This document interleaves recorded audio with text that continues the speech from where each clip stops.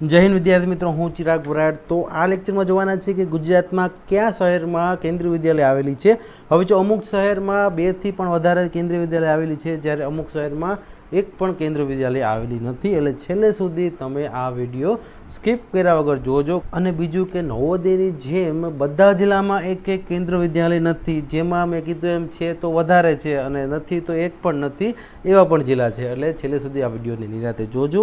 હવે જો આ વિડીયોની શરૂઆત કરી તો પહેલાં આપેલું છે અહેમદાબાદ, પછી સાબરમતી, બરોડા, એટલે કે અહેમદાબાદ સિટીમાં કુલ 3 કેન્દ્રીય વિદ્યાલય છે, વસ્ત્રાપુર, શાહીબાગ। આ રીતે તમે જોશો તો સાબરમતી, તો વિદ્યાર્થી મિત્રો આ રીતે બરોડા નંબર 1 એટલે કે હરણી જે રોડ આવેલો છે ત્યાંની આ કેન્દ્રીય વિદ્યાલય છે। પછી ભાવનગર, પરા, દાંતીવાડા બનાસકાંઠામાં, પછી આપેલું છે દીવ, દ્વારકા। જે વિદ્યાર્થી મિત્રો સૌરાષ્ટ્રથી છે તેમને દીવ, દ્વારકા, પછી આગળ જામનગરમાં પણ 2-3 કેન્દ્રીય વિદ્યાલય આવેલી છે, દ્વારકામાં આવેલી છે। એ જ રીતે આગળ વાત કરી તો રેલવે કોલોની ગાંધીધામમાં આવેલી છે, ગાંધીનગરમાં જે CRPF કેમ્પ છે ત્યાં આવેલી છે। પછી અહીંયા નંબર 1 ગાંધીનગર એટલે કે સેક્ટર 30માં ગાંધીનગરમાં આ કેન્દ્રીય વિદ્યાલય આવેલી છે। પછી એ રીતે હિંમતનગરમાં આવેલી છે। સૌરાષ્ટ્રના વિદ્યાર્થીઓ માટે જેતપુર ઉપરાંત જુનાગઢ એટલે કે જેતપુરમાં પણ કેન્દ્રીય વિદ્યાલય છે વિદ્યાર્થી મિત્રો। આ જ રીતે અહીંયા જુનાગઢમાં પણ કેન્દ્રીય વિદ્યાલય છે, ઉપરાંત તમને પોરબંદર પણ સૌરાષ્ટ્રના વિદ્યાર્થીઓ માટે અહીંયા જેતપુર, જુનાગઢ, પોરબંદર, રાજકોટ, તો આ રીતે તમને સૌરાષ્ટ્રના વિદ્યાર્થીઓ માટે અહીંયા ઉપલબ્ધ છે। પછી આપેલું છે સુરતના વિદ્યાર્થીઓ માટે સેલવાસ અને સુરત। પછી આગળ આપેલું છે અમદાવાદના વિદ્યાર્થીઓ માટે વિરમગામ, પછી ગોધરા, દાહોદ, વિરમગામ, અમદાવાદ, સુરત, સેલવાસ, તો આ બધી જ જગ્યાએ કેન્દ્રીય વિદ્યાલય છે, ગોધરા, દાહોદ। પછી ઉપરાંત અહેમદાબાદમાં જે આર્મી સ્કૂલ આવેલી છે ત્યાં, પછી અહીંયા બરોડામાં પણ છે, ઉપરાંત બરોડામાં પણ આવેલી છે, અમદાવાદમાં, બરોડામાં 2 થી વધારે કેન્દ્રીય વિદ્યાલય આવેલી છે। એ જ રીતે અહીંયા ભુજની વાત કરીએ તો એરફોર્સમાં, પછી આ રીતે ભુજ કાંડ એટલે કે અહીંયા આર્મી સ્કૂલમાં, પછી ધાંગધ્રામાં પણ આવેલી છે। એટલે કે અહીંયા તમારે ખાસ વિદ્યાર્થી મિત્રો યાદ રાખવાનું છે કે ભુજમાં 2 છે, પછી ઉપરાંત ધાંગધ્રામાં પણ છે, ગાંધીનગરમાં પણ છે, ઉપરાંત જે જામનગર છે જામનગરમાં તો 2 થી વધારે છે। એટલે કે અહીં તમે 3 જોઈ શકો છો કે અહીંયા જે નંબર 1, નંબર 2 અને નંબર 3 એટલે કે અહીંયા AFS જામનગર, આ જે એરફોર્સનું તમને દર્શાવેલું છે એમાં તમને આ 3 વિદ્યાલય ખાલી જામનગર, અહીંયા નંબર 1, નંબર 2 અને નંબર 3ના ક્રમ મુજબ 3 વિદ્યાલય ખાલી જામનગરમાં આવેલી છે। તો વિદ્યાર્થી મિત્રો ખાસ યાદ રાખજો, અહીંયા તમને સૌરાષ્ટ્રના વિદ્યાર્થીઓને ઉપરાંત જામનગર જિલ્લાના વિદ્યાર્થીઓને આ સમાના, એટલે કે અહીંયા જામનગર જિલ્લાના વિદ્યાર્થીઓને આ 3 સ્કૂલ તો અહીંયા મળવાની જ છે। એટલે કે આ 3 સ્કૂલ જામનગર જિલ્લાને મળે છે। ઉપરાંત આ જામજોધપુર પાસે આવેલી સમાના સ્કૂલ છે જે કેન્દ્રીય વિદ્યાલય છે, એ જ રીતે વાલસુરા પણ છે, નાલિયા પણ છે, ઓખા પણ છે, એટલે કે દ્વારકા, ઓખાના વિદ્યાર્થીઓને ઓખા અને દ્વારકા।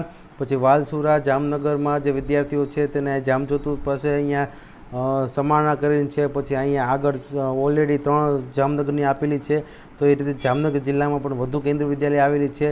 પછી એ રીતે વાડસર, પછી એ રીતે દરજીપુરા, વિવીનગર એટલે કે વલ્લભ વિદ્યાનગર, પછી આગળ અહેમદાબાદ, ચાંદખેડા, અંકલેશ્વર। પછી એ રીતે આગળ જોઈએ તો બરોડામાં પણ છે ONGC એટલે કે અહીંયા ખંભાતમાં જે ONGC છે તેની આ વાત કરેલી છે। પછી ઉપરાંત જો ઇફકો ગાંધીધામ એટલે કે ગાંધીધામમાં જે ઇફકો છે ત્યાં પણ આવેલી છે ONGC, મહેસાણા પણ આવેલી છે, હજીરા સુરતમાં પણ આવેલી છે, ONGC સુરતમાં પણ આવેલી છે। અને છેલ્લે વાત કરીએ તો પાટણ ને DPA ગાંધીધામ એટલે કે જે આપણું કંડલા પોર્ટ છે એ DPA ગાંધીધામમાં પણ આ કેન્દ્રીય વિદ્યાલય આવેલી છે। કુલ મળી અને 48 કેન્દ્રીય વિદ્યાલય આપણા ગુજરાતમાં આવેલી છે। તો વિદ્યાર્થી મિત્રો ખાસ તમારા જિલ્લામાં કઈ કેન્દ્રીય વિદ્યાલય આવેલી છે તો જલ્દીથી તમે આ કેન્દ્રીય વિદ્યાલયને સર્ચ કરી અને એનું સરનામું ગોતી લ્યો। પછી આગળ તમે માનો કે કાલે પ્રમદી જ્યારે પણ કેન્દ્રીય વિદ્યાલયમાં જાઓ છો તો ખાસ પહેલાં તમારે તમે જે આગળના વર્ષમાં પ્રવેશ મેળવવા માગતા હોય તેનું તમારે કન્ફર્મ કરવું કે એ પ્રવેશ મેળવવા માગતા હોય તે ધોરણમાં જગ્યા ખાલી છે કે નહીં। હવે જો માનો કે તમે અત્યારે 4થામાં છો અને 5મામાં એડમિશન જોતું છે તો 5મામાં જગ્યા ખાલી હોવી જોઈએ। એટલે કે તમારે પહેલાં તો જઈ અને તમારે કન્ફર્મ કરવાનું છે કે 5મામાં કે 4થામાં કોઈ પણ ધોરણમાં તમારે આવતા વર્ષે એડમિશન જોતું હોય તેમાં કેટલી જગ્યા ખાલી છે, તેના આધારે તમને આ એડમિશન મળશે।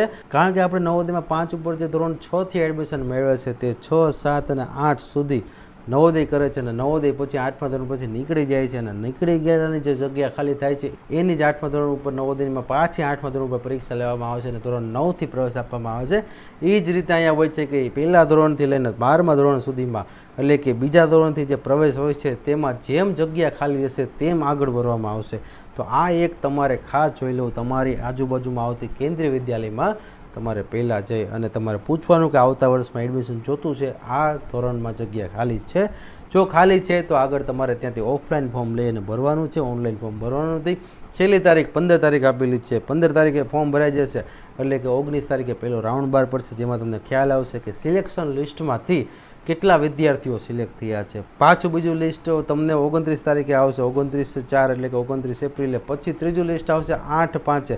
અને જો હજી જગ્યા ખાલી હશે તો ફરીથી મેં કીધું એમ કે 8 તારીખથી પાછા ઓફલાઈન ફોર્મ ભરવાના ચાલુ થશે. તો કેન્દ્રીય વિદ્યાલય તમે પહેલાં તો સર્ચ કરો, તમારી નજીકમાં કઈ કેન્દ્રીય વિદ્યાલય છે, તમારા ક્લસ્ટરમાં આવતી આ કેન્દ્રીય વિદ્યાલય તમારે જોવાની છે. એમાંથી આગળ પછી તમારે જોવાનું છે કે આમાંથી કયા ધોરણમાં એડમિશન મારે લેવું છે. તો સૌપ્રથમ તમારી નજીકની કેન્દ્રીય વિદ્યાલયમાં તમે મુલાકાત લ્યો અને ત્યાં જઈને આગળની પ્રોસેસ કમ્પ્લીટ કરો. તો વિદ્યાર્થી મિત્રો તથા વાલીશ્રી, જો આ વિડીયો ગમ્યો હોય તો લાઇક કરી દો, ચેનલને સબસ્ક્રાઈબ ન કરી હોય તો સબસ્ક્રાઈબ કરી દો. પછીના નવા વિડીયો સાથે મળી, ત્યાં સુધી જય હિન્દ, જય ભારત.